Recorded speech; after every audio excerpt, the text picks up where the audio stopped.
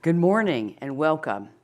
Whether you're here in the room, and I am delighted to see so many of you here, or you're online, we are very grateful to have you join our first discussion in the new EERN network. Now, for those of you new to the San Francisco Fed, my name is Mary Daly, and I am President and CEO of the San Francisco Bank. I'm very excited to kick off our inaugural seminar of the new EmergingTech Economic Research Network, more easily and lovingly called EERN. Now, we launched EERN in partnership with the Federal Reserve System Innovation Office, recognizing that emerging technology, including AI, are affecting the world around us. At the San Francisco Fed, we think of ourselves as early students, studying issues like globalization, computerization, weather, and work from home long before they ever began to shape the aggregate economy. Our commitment to look ahead and see what's next rests on the belief that understanding where the economy is headed is key to fulfilling the responsibilities that Congress gave us, including a safe and sound payment and financial system and a sustainable economy with full employment and price stability. In this context, EERN makes complete sense. It's a natural next step in our commitment to learn before acting. Now, you might ask yourself, why is it called a network? Well, we did this for a reason. To truly understand the issues we face, we need to work together. We need to crowdsource. We need technologists, economists, business leaders, workers, and policymakers to share information, debate ideas, and weigh the risks and rewards of these new innovations. These discussions that we will have are critical. Technological change is inevitable. How it affects the economy and society is not. That is a choice. That is our choice. So we built EERN to help us navigate these issues.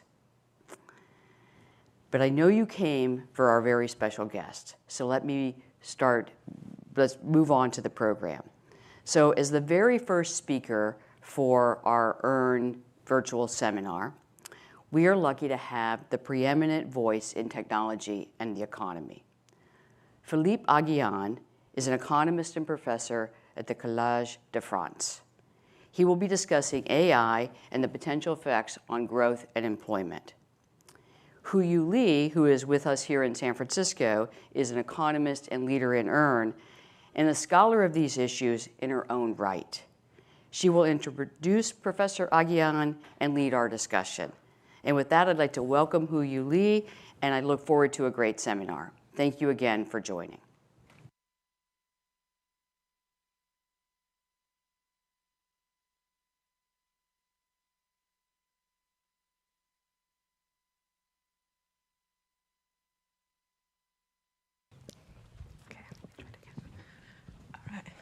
Hello, everyone. Thank you for coming today.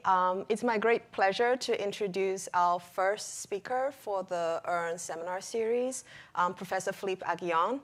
I will call him Philippe going forward. I've been working with Philippe for almost 10 years, so I feel like I've earned that right. Yes, I will call him Philippe. So Philippe is a professor of Collège de France. He also holds appointments in two other institutions, INSEAD and London School of Economics. Prior to all that, he was a professor in Harvard University in economics for over 10 years. He was also the president of the European Economic Association and also the president of the France Economic Association. So Philippe is a very prolific writer. He made seminal contributions in both innovation and contract theory. So today he will have his innovation economic growth hat on. Philippe's work has been cited by over 125,000 research papers. That is a lot in academia. So it's not a surprise that Philippe is a recipient of many awards, including the John von Neumann Award, as well as recently the BBVA Award for his research economic growth through the lens of creative destruction. So working with Philippe, I was fortunate enough to have a glimpse into what makes him so productive. He told me, cultivate your immaturity, which I could take means that always be willing to explore new areas and also learn new tools. So I'm very excited that today we get to explore together with Philippe the potential impact of AI and Gen AI on the economy. The floor is yours, Philippe. Thank you. In fact, the big secret is to choose your co-authors, and I've been extremely fortunate to have Yui as my co-author, which is just amazing, and I think our joint work also enormously to Yui's contribution. So it's a great privilege to be your co-author, Yui, and thanks so much for inviting me to talk about economic impacts of AI. So the AI thing, I mean, I had been doing some work on AI and growth with Chad Jones, who is a professor at the Stanford Business School, Graduate School of Business, Stanford GSB, and with Ben Jones, who is a professor at Northwestern Kellogg. But more recently, I was brought into AI because I had to produce this report for the French president, Macron. And so we handed this report over to him 4 weeks ago almost on the, what to do and what could France do not to be left out of this important technological revolution. So the AI revolution is really what we call a general purpose technology type of revolution because it affects all domains of activity, the economy, public services, the organization of work, the media, culture, everything. To a larger extent than previous revolutions. We had, the steam engine revolution in the 19th century, then we had the electricity revolution in the 20th century, then later on in the late 20th century, we had the IT revolution, and now we have the AI revolution. The emergence of AI represents an unprecedented acceleration of generative AI, ChatGPT in particular, represent an unprecedented acceleration in this overall AI revolution, in particular because it simplifies the use of certain kind of tools to the extreme, and now you can generate text, images, sounds at an extraordinarily high speed and with a stunning degree of realism. So just to give you an idea of the acceleration, it took 2.5 years for Netflix to reach 1 million users. It took 2.5 months for Instagram to reach 1 million users. For ChatGPT, it only took 5 days to reach 1 million users. This AI revolution is unavoidable, and it goes very fast. And it creates both hopes and fear. The hope is that it would boost the growth process. We've been through a kind of growth decline everywhere, and in particular in the US. And with Yui, we try to understand, the sources of this US growth decline since the early 2000s. And the hope is that the AI revolution will reverse trends and will boost growth again. And I will try to discuss that. The fear is that the AI revolution might create mass unemployment because, it makes a number of jobs redundant. We can now automate tasks that we would never have thought we would automate. And for example, generating images, synthesis of notes, even medical consultations, to such large extent, some of the tasks that that are involved in those jobs might be now replaced by AI, and there are jobs like for example, translator or dubbing movie dubber that may become completely redundant once AI is introduced and generative AI is introduced. So there is this big fear of mass unemployment, and there is what we call the existential risk. Is there truly an existential risk associated with AI? That the risk that AI would completely substitute for human beings. So what I will argue here is that on the one hand, the belief that AI should boost productivity growth has some grounds to it, but there might be obstacles to productivity growth. So I will talk about both why we should believe that AI has the potential to boost productivity growth, but also we should be aware that there can be obstacles that whereby AI may be an impediment to productivity growth. And I will talk about those, the two faces. It's a knife, it's a double-faced, double-side sword, you see there. And the second belief is that AI will create mass unemployment and destroy jobs, including skilled jobs. Here, I will try to temper that belief and say that things do not look as bad as what might think.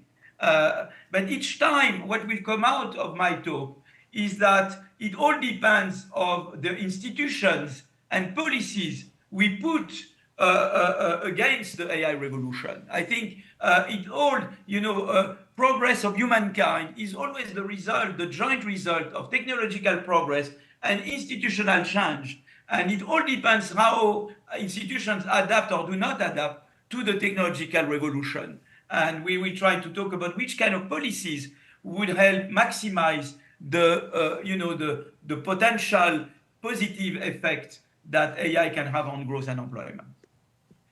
So let me start with AI and growth. Why do we believe that AI should boost productivity growth? Well, because it automates not only the production of goods and services, but it also automates, at least partly, the production of ideas. And that's very much a view that we pushed in this joint work with Chad Jones and Ben Jones, okay? In particular, why does AI, facilitate, automate partly, and improve the production of ideas? Because it helps find solutions to complex problems. It facilitates imitation and learning. And AI can become even self-improving.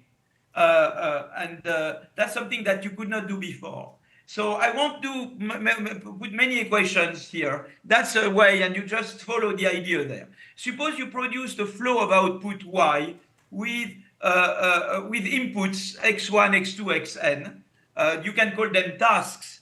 And X will be labor if the task is not automated, and S will be capital once the task is automated. You can use capital instead of labor.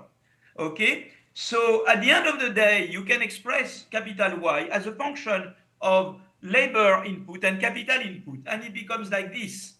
And the rate of growth of Y over L, which I call small y, you can express it as the growth rate of A, which is productivity growth that would stem from innovation, divided by this one over alpha. But the alpha is the extent to which the overall economy is automated.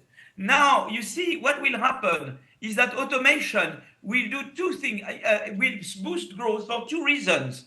On the one hand, the AI will automate the production of goods and services. Thereby, it will increase the fraction of tasks that are using capital instead of labor, the alpha. That will boost the growth of per capita GDP because you replace, labor which is in limited supply by capital which is unlimited supply because we produce capital. But on top of it, you see AI improves the technology to produce ideas, and because it improves the technology to produce ideas, it increases the GA, the growth rate of A. So you see, AI increases the growth rate of per capita GDP for two reasons. It increases the alpha, that's the production of goods and services, and it increases the GA, which is the fact that it automates the production of ideas, okay? So now let me illustrate a little bit. There is this recent paper by Bridgelson et al. Called Generative AI at Work with Daniel Lee and Lindsay Raymond. And what they do there is that they look at a particular firm.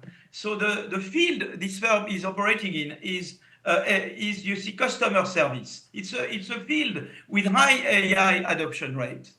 And so what in fact is done is that you have you look at you have a firm that belongs to the Fortune 500 company. It's a Fortune 500 company, and this company advises small and medium-sized enterprises, US SMEs, on enterprise software. So the job mainly consists in answering the managers of these small and medium-sized enterprises the question they have on how to install the software. So mostly they are in the Philippines. They are Philippine employees of that firm, And when people call, the SME managers call this firm, they are, they are sent to, these Philippine employees. So now some of them, of the Philippine employees, do not have access to ChatGPT, and then some of them have access to ChatGPT. And what this paper does is to look, the difference it makes when these Philippine agents have access to ChatGPT. Which difference does it make to, how long it takes to respond to a question, and also the, the quality of the response, okay? So, for example, you have a visitor who says, my name is Alex. I'm super frustrated. I had customers calling me all day saying they can't access their information on the website, and I need this fixed right away. And then the Philippine employee says, I completely understand, Alex. But then if it, what's interesting is that you have here a sample AI generated response. Alex, I can definitely assist you with this. Can you please provide the email associated with your account? It's nice to meet you, Alex. And what used to be done purely, by manpower is now has the help of AI, of ChatGPT. So, okay. So now what will happen is that the Philippine employee will give response, will suggest response. We then the ChatGPT will suggest response to the Philippine agent. The agent may or may not endorse those response, and then we'll get back to the small and medium-sized enterprise manager. Okay, so here shows the progressive diffusion of the ChatGPT among the employees of that firm. Okay, it's progressive, so it's good because you have each time a control group and a supply and a treatment group and a control group. You have the manager, you have the Philippine agent that just received access to ChatGPT compared to a similar agent who does not have access to ChatGPT to respond to the requests of the small and medium-sized managers. And what you see here is that you compare. So here you look, it's a difference in difference. I compare before and after my Philippine agent has access to ChatGPT compared to a similar agent that does not have access at all at that time to ChatGPT. And you see that ChatGPT induces a significant boost in productivity. The number of resolutions per hour jumps up by 14% after the first month, and then to 25% after the second month. And so there is clearly an increase in productivity here, in that particular case, induced by the access to ChatGPT. Okay, so now that's a kind of very micro study. And what you can do is to try to go from micro to macro. And that's an area where research is very much left to be done. So the best we can do now is to extrapolate from previous general purpose technologies. We can say, well, you had the electricity revolution, you had the IT revolution. What happened with them? Usually after the first, big discovery was made, nothing happens for 10 years, say, and then it starts boosting growth, you see, and then you have the diffusion of the general purpose technology throughout the economy. And that's where really you can observe the boost in productivity growth at the economy-wide, okay? So if you just extrapolate from a previous GPTs, you will say that AI, and machine learning was invented about more than 10 years ago. It should be about the time where AI should, the effect of AI should be seen in growth figures. And you see the dotted curve tells you what how GDP, should evolve without the AI revolution. And with the AI revolution is the green curve, and you see that the slope increases as of now for 10 years, and then after 2035, the slope of the GDP curve with AI becomes again the same as the slope without, except that you are at a higher level of GDP. Okay, so that's the effect that we should and what we predicted. If we take an average of the a conservative, average of the electricity and IT revolutions, you would imagine a 1% increase in growth rate of per capita GDP over a 10-year period, okay? That represents a lot, actually, if that happens. Okay, so now remember that doesn't take into account the fact that unlike previous revolutions, or at least to a larger extent the previous revolutions, the AI revolution automates not only the production of goods and services, but it also automates, at least partly, the production of ideas. That means that it makes the research technology permanently more efficient. You know, the researcher can use ChatGPT or many other devices and can go much faster or can solve much more complicated problems and save and, you know, do the kind of hard part of research, delegate it to AI and concentrate on the more creative part. And we believe that therefore, you know, the AI technology, the research technology should be durably boosted by the AI revolution. And that's what we have here, that's what we have, the green continuous curve.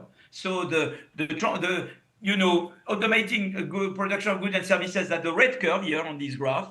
Automating the production of ideas is the continuous green, and then when you add the two, when you add up the two effects, you get the blue curves. And so the blue curves, it tells you that not only you will have a big boost over the next 10 years, but you will still have a boost. You will have a steeper growth even after 10 years than you have without AI. So if you look this way at the AI revolution, you are extremely optimistic. You say, my God, we will have a big boost in growth, not only bigger and longer lasting than the boost induced by the previous technological revolutions. Okay, so that's the you know, the nice view.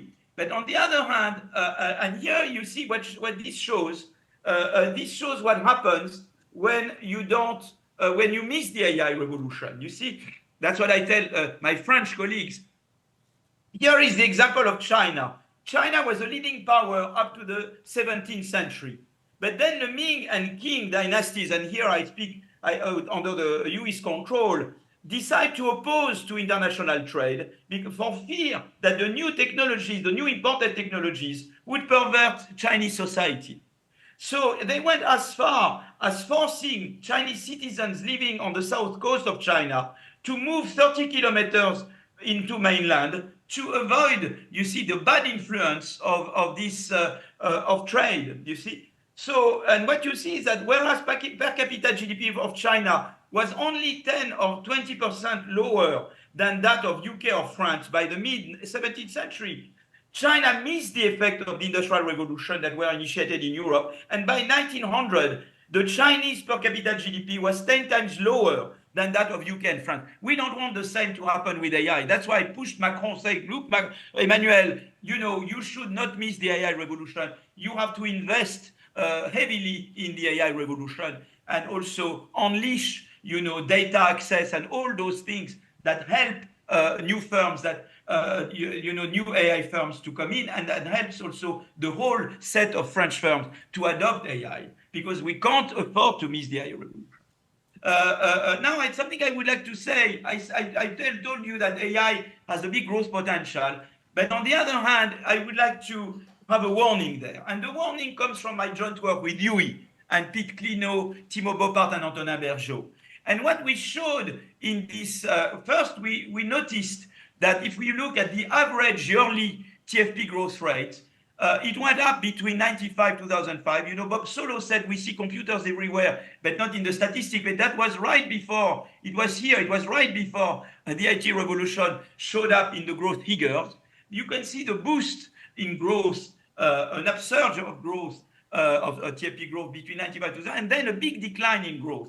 And you can see that this upsurge followed by decline in growth is observed mostly in the IT producing sector, which is the black curve, and the IT using sector, which is the gray curve. It has to do with IT a lot.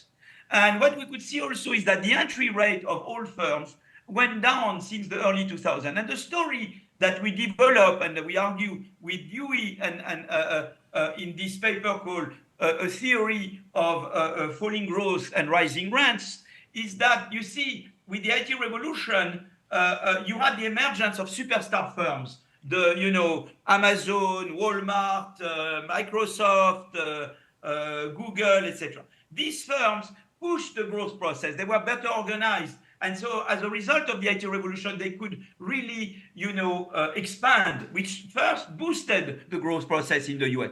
But then the problem is that through merger and acquisition and uncontrolled merger and acquisition, they became tentacular, they became overwhelming, hegemonic, and they ended up discouraging entry of new innovators, okay? And that's why growth went down. You see, so the problem is the competition problem, is that the competition policy in the US, and Richard Gilbert from Berkeley explains that very well in his latest book published at MIT Press, the competition policy in the US did not adapt so as to prevent that these firms would become superstar firms and inhibit the entry of new incumbents.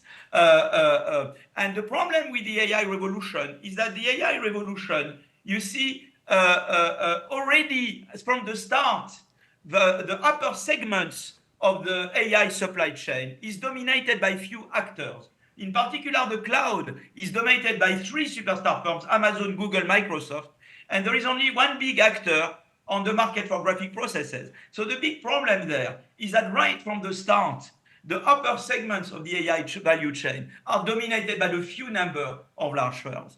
And the fear is that the lack of competition would, from the start, be an impediment to growth, would severely limit the extent to which the AI revolution can boost productivity growth. So there is enormous promise from the AI revolution in terms of growth enhancement. But on the other hand, more than ever, competition policy has to be adapted, has to, in particular, factor in much more than before entry and innovation in the way it is designed. Okay, so far the way you design competition policy is very much focused on market definition and market share, not so much on the extent to which a merger and acquisition would discourage future innovation and future entry. And more than ever, that change, that improvement in competition policy is needed if we want the AI revolution to fully deliver on its growth potential. Okay, so that's really a strong conclusion of that we have.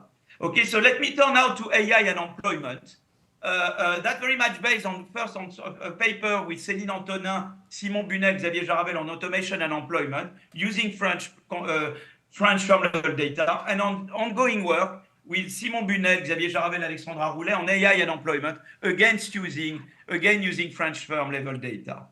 Okay, so they are very much, I know that some people in the US have a very pessimistic view on automation and employment. I will not name them. They are my colleagues, my co-authors. I like them very much, but I have to confess a profound disagreement with them on this. They think that basically automation is bad for employment, okay? And what we did on our first paper on automation and employment in France, we have a comprehensive set of French firms, and we look at the effect of adopting industrial equipment or adopting robots, and we compare a firm that adopts robots to or other automation device to similar firms that do not adopt it. So that's an even study, and you see that the firms that adopt automation, employment goes up. So here it's kind of modern industrial equipment. Here it's robots, and why is that? So and you see, it is because in fact firms that automate, they become more productive, and therefore because they become more productive, they become more competitive. The quality-price ratio of those firms increases. So their sales go up. What you can see here is that their sales go up, and on the left-hand side, and what you can see on the right-hand side is their export sales go up. They get a world market that increases, and therefore there is more demand for their products, and therefore they hire more. So this productivity effect more than counteracts the direct effect that you substitute machines for human labor, and that was true for automation. Okay, of course, when you automate, the employment of competitors may go down. So that's true. But on the other hand, it's not a zero-sum game because your product becomes cheaper. You reach consumers that would never have gone neither to you nor to the competitors. So the total size of the market served on those goods increases. So it's not that you just you steal business from other firms that do not automate. You also attract consumers that were not at all interested by this kind of goods. And that's why the overall effect, even at industry level, is positive, as we find in that paper on automation and employment. Okay, so as I said, there are two effects. On the one hand, you have the addiction effect, automation displaces tasks from labor to capital. But on the other hand, you have this productivity effect. Automation increases productivity on existing tasks, which increases quality price ratio, thereby increasing sales, export sales, and thereby creating jobs. And that productivity effect for automation seems to dominate. Now, how about AI? So we have, so what I've done here is two kinds of things, and that's been done for the report, and we are now continuing the research. We have, through the French Statistical Institute called INSEAD, we have ICT French level annual survey, and we have specific questions on AI adoption in two surveys in 2019, 2021. And so the survey covers 9,000 representative firms with more than 50 employees. And we have even studies that compare between firms that adopt some AI between 2018 and 2020 and similar firms that do not adopt AI by 2020. So we look only at firms that are both in the 2019 and 2021 surveys. So that boils down to 321 treatment group firms adopt AI before 2020, and almost 900 firms in the control group that did not adopt AI before 2020. So we compare the employment of a firm that adopts to the employment of a similar firm that did not adopt, okay? So here it shows that which AI technology firms that adopt use. Mostly machine learning, analysis of written language, robotic process automation. Those seem to be the main identifying objects of people from images, automatic speech recognition. You can see the main use of AI technologies. What's also interesting is that through this survey, we can see that kind of why do you resort to AI? Mainly IT security, marketing or sales, business administration process, production process. Those are the main ones, the main reasons why you, and then come business management, the reasons why you adopt AI, okay? And now come the main result. You see, I compare a firm that adopts AI to a similar firm that does not adopt AI by 2020. And you can see that employment goes up. It's exactly the same as with automation. And for the same reason, you increase productivity, okay? And it's true for males and females, but it's not uniformly true over all jobs. For example, the effect on employment in administrative and commercial intermediate professions, for example, executive secretary, administrative service, legal service, sales, those are jobs that can be put at risk. You see where at least there is no obvious positive effect of AI. So you see, overall, there is a positive effect of AI on employment, but it's not uniform across all jobs. There are jobs that do not benefit. And that's very interesting because it echoes recent study by the International Labour Office, International Labour Organization, called Generative AI and Jobs, a global analysis of potential effects on job quantity and quality. And this paper analyzes the exposure of various types and jobs to generative AI, in particular ChatGPT. Okay, so the way it does is that a job is decomposed in a number of tasks. And for each task, you put a score less than 0.5 if there is a small risk of replacement by AI, or a score between 0.5 and 0.75 if there is medium replacement risk of the task, and a score above 0.75 if there is a high replacement risk on the task, okay? And what's very interesting here is this figure that they get. You can see on the top end, managerial jobs. So managerial jobs, you can see service managers, not extra classified. All the top graph is the upper graph is the managerial jobs. And you see that most tasks are in the dark blue. Those are tasks with very low risk of replacement, but they get some risk of replacement for some tasks, which are the orange-yellow. Alors, what you want is that ideally for a manager or managerial task, you would like that some tasks be replaced by AI, which are the kind of boring tasks, so that you can have more time to devote to more creative tasks. And that's the best tasks are the one at the upper end, where you have some yellow-orange, but most of it is blue, dark blue.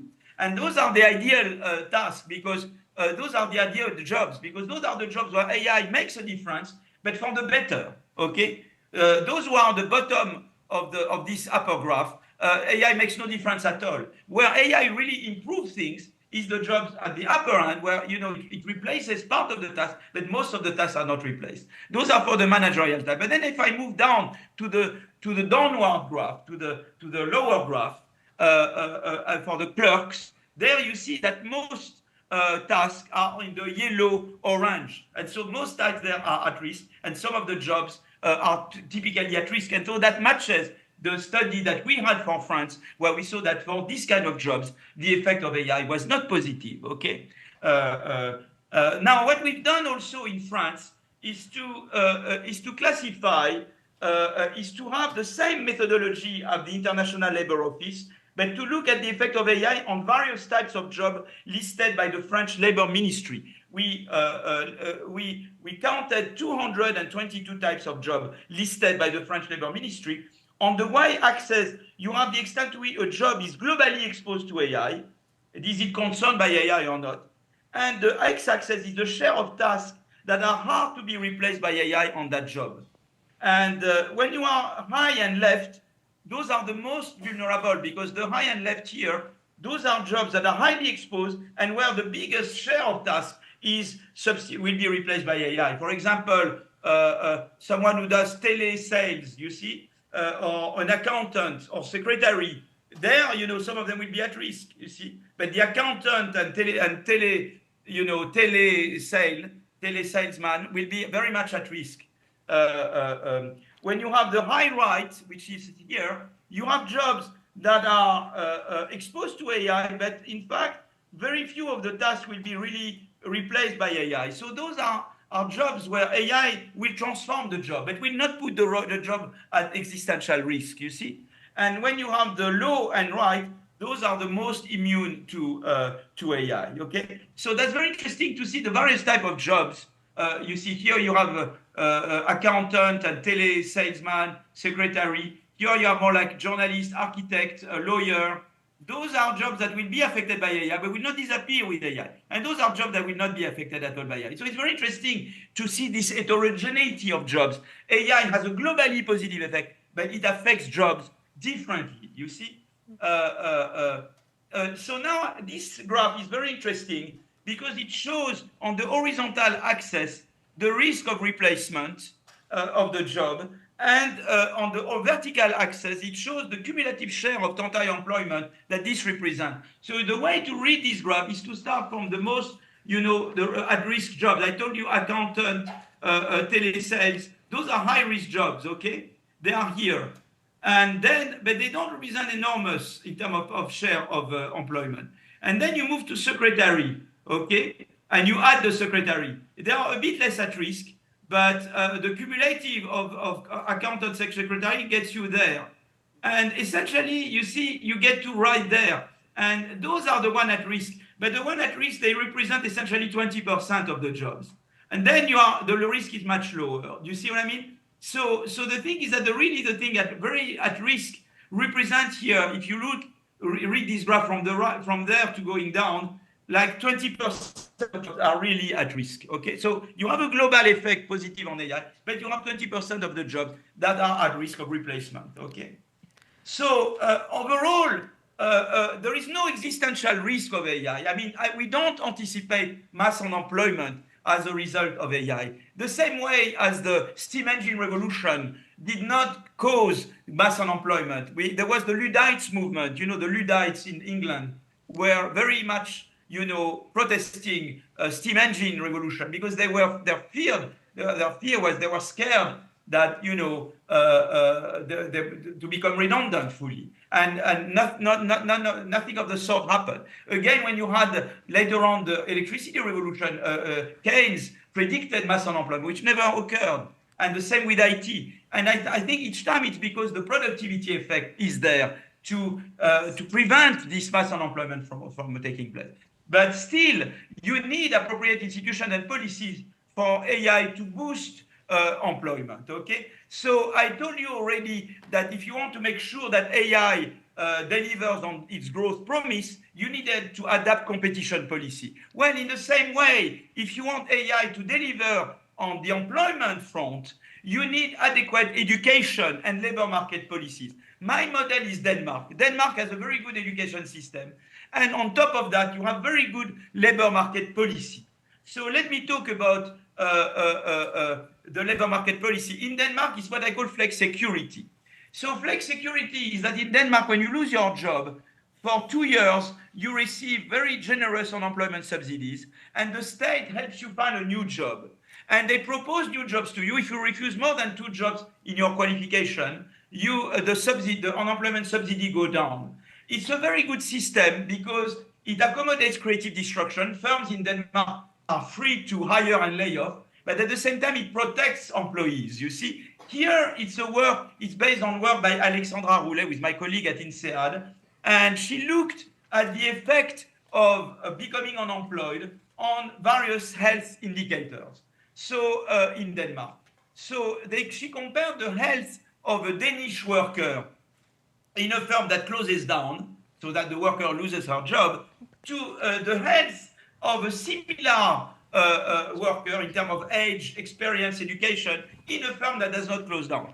And it's a difference in difference between the two kinds of workers before and after the first worker's firm closes down. And you see no effect of losing your job on purchase of antidepressant, anti-anxiety, or sleeping pills. No effect of losing your job in Denmark on probability of having a circulatory problem. No effect on mortality. That's very different from what's happening in the US, where Anne Case and Angus Deaton, spotted the death of despair phenomenon. They said, no, in the US you have stress. When you're losing your job, you might lose access to health. It may cause disruption, family disruptions, loss of status, and that's why people start taking opioids. They start taking sleeping pills. They start eating pizzas and become fat, and that's the thing. And that in the US you had the kind of sharp rise of the death rate, of the mortality rate of middle-aged, unskilled workers in the US. That's very well described by Anne Case and Angus Deaton. No such thing occurred in Denmark. So my view is that, you see, okay, the AI revolution, it will globally create employment. You will need to retrain the 20% of the workers who might lose their job into a new job. But that you can do if you have a good education system, because at school you learn to learn primarily, and you have a good labor market policy like in Denmark, where the state is there to help you to retrain and find a new job. And I think is a very good kind of policies. So that's what I want to say. You need the AI revolution is full of promise on growth and on employment. But you need adequate institutional policy, particularly I would emphasize competition policy, education policy, and labor market policies, okay? So a lot of that, I do some kind of advertising for my book, Power of Creative Destruction. Chapter 6 of the book is largely based on the work with Yui. And then there is another book where Yui has a beautiful chapter with Timo Boppart in this book, which is a first strip book, The Economics of Creative Destruction, edited by Ufuk Aksigit and John Van Reenen, with foreword by Emmanuel Macron again. Thank you very much. Thank you.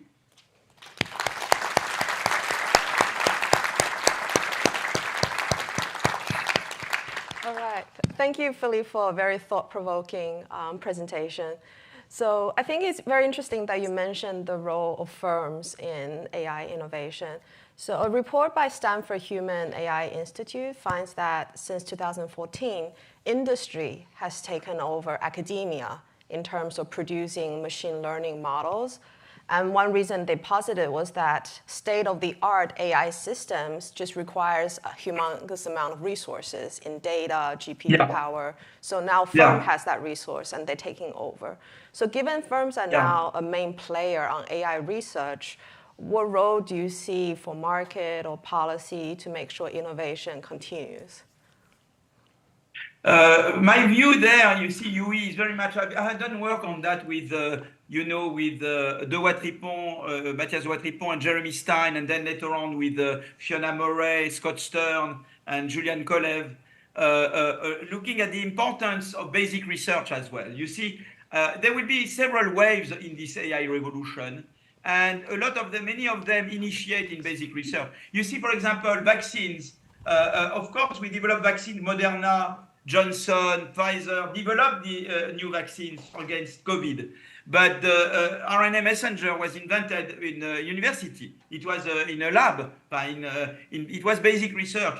I believe very much in the fact that you need freedom and openness at the basic stages of research. And then you get into increasingly more focused and firm managed research. But I don't think it would be desirable that, not to have at all a role for basic research. In fact, when you look at the big actors in like Yann LeCun, for example, Yann LeCun, he was in my commission. He's the head of research at Meta. It's very Meta, but Yann LeCun is a big figure there. He received the Turing Prize, He started as a university person, and he's always very much linked to universities. He needs the interaction with universities. And they hire from university. It's no coincidence that Silicon Valley is close to Stanford and Berkeley, I should say. Last time I said Stanford, people said, what about Berkeley? Stanford and Berkeley. I mean, it's no hazard. You need to have basic research nearby because you have this freedom and openness. And then people can go into hybrid arrangements between university and labs and then go fully into private sector. But I don't believe that the private sector alone can do everything. You need, innovation in chain, and it starts with basic research. And the early steps in the innovation chain are much better performed if they are under freedom and openness. That's my answer to your question. Thank you, Philippe. The results you showed for Denmark was very striking, and I guess it points to perhaps hope that we can reap the fruits of AI without causing a lot of pain. I want to compare a little bit with automation's effect on manufacturing. I feel like for automation and manufacturing, they were replacing skills that are very specific, and maybe those workers have very specific skills that were hard to retrain to another job, and also it was very geographically concentrated. When manufacturing plant goes down, the entire town gets affected. So right now, my prior is that AI, the types of skills it replaces, will be less specific to a location, less specific to a particular industry. So maybe it will be easier to retrain these workers. What do you see on those fronts? Yeah, I think that most jobs, I told you, the jobs, I can see no more than 20% of jobs that will really fully be at risk of being redundant with AI. Most of the jobs will have part of the task replaced by AI, but concentrating have to restructure and reorganize, but they won't disappear. But I think it's important, of course, the schooling system is important. It's the combination of the schooling system and the labor market policy. Because at school, you learn to learn. So you can decide to move from one sector to another. For example, there'll be new sectors like helping elder. We have life expectancy that goes up. You need to help the elder population. There, I think there is enormous scope for, job creation. So I think, that's what will be, but it's true that that's where you need to have very active labor market policy to help, those workers that are really losing their jobs to retrain and move to something else. But I think that can be done. I think it can be, if they start from a good level of education, and a minimum education, they can retrain. In Germany, for example, many people have two careers. They go up to the age of 50, and then they become travel, guides, and they do things completely different. Yes. It's amazing. They have two lives, and they are prepared for that. Yes, retraining is possible. Okay. Yeah, but it requires a good education basis. You see what I mean? Because it's at school that you learn to learn. Okay, so we have some questions from the audience. I want to make sure we get to those. Yes. Actually, we had a lot of questions submitted to the audience when people registered, but also currently online. So let me first start on competition. Why did you invite this guy? Yeah, no, sorry. Yes. So the question touches on competition. So some have argued that AI can be democratizing for business since everyone can use it. But then you also suggest that concentration of the core providers could move in the opposing way, could be barriers. Can you talk a little bit how these two forces may net out, how they may interact? So I think it's very important, exactly for the reasons that you and together we spotted. You see, Yui. It's very important. I'm very much in favor of open source AI. You see what I mean? Why is it important to have AI as open source as we can? Because first, it's very important to evaluate AI. You see, and secure the models. You see what I mean? And so there are some AI, you know that there's been some type of perverse use of AI, and it's been very important for AI to correct itself. So making it more open source helps AI to correct itself. It also helps personalizing models and adapt models to different contexts, in particular linguistics. Also, open source is good for the environment because it avoids that each of us retrains does retraining of its own model, of foundational model. You see what I mean? With open source, you can save on energy use of AI, you see, which is a big issue, the AI and climate. And finally, last but not least, you reduce entry barriers. Anything which is towards data sharing facilitates the entry of new firms, because sometimes what you have with the competition is that you have firms that prevent entry of new firms. And that's what you want to. So, for example, you have some platforms. You see that the gatekeepers, they have many users. They abuse their position to prevent new potential entrants. And so, what you want to do is to have that they can't prevent new entrants. And so that there we have to adapt data access. Also, if we see that in some merger and acquisitions lead to less entry and less innovation, we have to break up and to reverse the merger and acquisition. I think we should have a very more dynamic way of doing competition policy and be very much open source. Yeah. So another big issue to prevent the phenomenon we saw in our own paper. Thank you. So another big issue in AI is that AI is not perfect. There are a lot of issues and uncertainties still with this technology. So when institutions, for example, like government institutions, that needs to be very careful and think about how to adopt these technologies, what suggestions do you have for thinking about how to approach these new technologies so that we reap the benefit? No, it's very important. It's very important, for example, to have good jurisdictions, good regulations. You should not have too many regulations, but you need to have good regulation, in particular protecting personal data. That's very important. So there must be a policy to protect personal data to avoid abuse. So there is a trade-off, Yui, because if you have no regulation, then very bad things can happen. If you have too many regulations, usually the big firms can survive the regulations, and those create entry barriers to small entrants. So you need to find the right degree of regulation. You see, because if you have too many regulations, it goes against competition. But you have no regulation, of course, you have danger. I can tomorrow pretend I am UE and do terrible things, and I don't want that to happen. So that you do through regulation, and also through minimum amount of openness that allows, as I said before, that makes correction easier. So that's a very good question. Which amount and which kind of regulations you need to make sure that you avoid abuse, but you don't prevent entry. And you mentioned schooling being a very important aspect. So actually, we had a lot of interest in this talk from the student folks and also from people about to enter the labor market. Do you have any advice for these folks about how they think about their training so that they're prepared for AI as they try to enter the labor market? I think, I think they should be acquainted with AI very soon.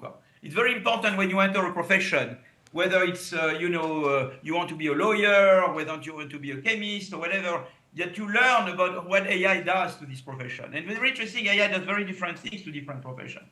And I think it's very important to get acquainted with AI, with the good and bad use of AI, and with AI regulations. And I think that should be part of the curriculum. I think, in France, in the report, we pushed for, AI to be part of any, university curriculum. And adapted to the kind of things you learn. So the AI that you learn as part of a law degree is not exactly the same AI as that you learn as part of a STEM degree or whatever. And I think it's very important to be acquainted with AI very soon, and with the danger, and how to use it or misuse it or not misuse it, and that should be part of of basic, should be like economic 101, and then probably. So we also have questions from the audience about distributional consequences. So distributional consequences Yes. in terms of Inequality across countries, developing country versus developed countries, within country across different income distributions, and also within country across different areas. Is it going to deepen the rural-urban divide? Do you have anything you would like to share on these aspects? Yes. Well, the Brynjolfsson study that I mentioned before has a very interesting conclusion. They looked not only at the extent to which AI increased the productivity of these Philippines employees that give advice to American small and medium-sized firms on software, but they looked, differentially across, productivity levels of the prior productivity and prior experience. And what was very interesting in this study, that they showed that it was primarily the least productive employee that benefited the most, and the least experienced employee that benefited the most from ChatGPT. You see? So that's very interesting, because it means in that respect, AI reduced inequality. But on the other hand, it could mean also that you become, on hiring policy, you become much more skill-oriented, and it might increase inequality. So it's a very interesting topic, the effect of AI on inequality, but it's not unambiguously bad. There are at least some respects, some dimensions in which AI may reduce inequality. There may be others, like, for example, hiring the skills. Does it? Do you hire, more? Do you go more for STEM, diplomas or less? So on the hiring policy, it may increase inequality, but once people are hired, it seems that it reduces inequality. So the subject of inequality and AI is a very interesting subject, and by no means, unilateral, by no means unambiguous. Great. One more question about AI helping with the production of ideas. I think you showed that AI, could be different from previous GPTs, GPT being general purpose technology, not ChatGPT, GPT, that it could help with the production of ideas. So is there a concern that maybe there's disinformation that could muddle this process of generative AI, improving the production of ideas, that there could be some vulnerabilities with AI that could actually make the production of ideas worse? That you generate bad ideas, you mean? Yes. Is that what you mean? Yeah, bad ideas, because you have disinformation, you have like fake news, deep fakes. Could that actually yes, of make course. the whole You're thing absolutely worse? right. But there, absolutely, that's why you need the regulation. That goes back to your previous question. You need the regulation, but you also need enough openness for AI to correct itself. You see what I mean? So that bad news, everybody would know, and there will be social sanctions. So that's why it's important to have a mixture of regulation and openness. You need both because what's interesting is to see that AI very quickly now spots the abuse and corrects the abuse. I told you that AI is self-improving, but it's also self-improving in those dimensions. But it cannot be self-improving if you don't have a minimum amount of data access, and if the system cannot, because the data, the AI, it's a computing power and it's data. If you don't have the data, you can't do anything. So you need enough openness, enough open source, enough data access for AI to be able to improve itself and denounce the bad behavior. So it's a mixture of regulation and openness. That's a response to it. Yeah. Okay, thank you. So one last question, Philippe. You are an economist and a professor. How do you think generative AI will affect your work? Yeah, that's a big deal. As you know, it took me very long to learn a bit about, overleaf. I'm very bad. I'm completely schizophrenic, because I studied innovation, and I'm very, very bad at adapting myself to new innovations. I rely on my co-authors a lot. That's very bad. That will force me to myself adapt, and maybe now hopefully, that's why I was very happy with the Brynjolfsson result, that the least productive, the least experienced may benefit most from the generative AI. Maybe I may be one of those. That will be my hope. Because I start from very, very, my starting point is very low. Thank you very much, Philippe, for the session. I love creative destruction in theory, but I'm very bad at it. Thank you very much, Philippe, for this lovely presentation and your answering of the questions. Okay. Thank you so much, Thank you. Yui, for inviting me, for being such a great, great animator. I would say, how you call that? Oh la la. Chair. A great chair of the discussion. All right. Thank you very much for coming to our first seminar. I hope you've had some interesting takeaways with you and maybe raising new questions.